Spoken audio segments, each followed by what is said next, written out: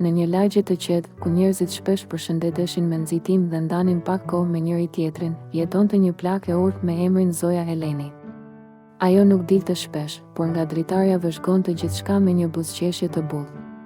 Një ditë, pas një pasditeje të mbushur me kujtime të vjetra dhe aromë gjalpi në kuzhinë, Eleni vendosi të bëjë biskota.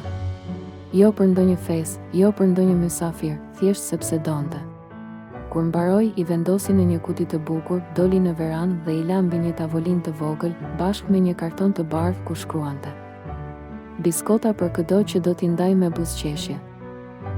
Fillimisht, vetëm një fëmijë i vogël ndaloi. Ai hezitoi, por pasi lexoi mesazhin, mori një biskot, ktheu kokën pas dhe lëshoi një faleminderit të turpshëm.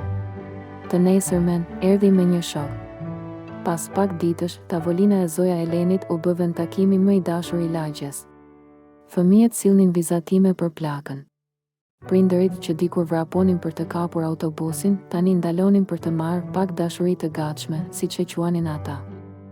Disa nisën të sillnin biskotat të tyre, të tjerë vendosnin fruta, çaj ose mesazhe pozitive.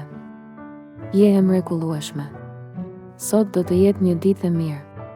Faleminderit që na kujtove se mirësia është falas.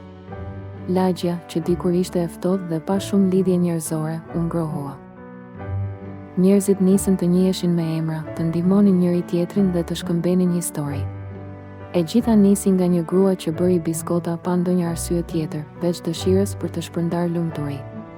Një ditë, një djalë i vogël i tha nënës së tij: "Mami, kur të rritem, dua të bëhem si ajo zonja që ndan biskota vetëm për të parë njerëzit të qeshin." Mësimi. Mirësia nuk ka nevojë për arsye të mëdha.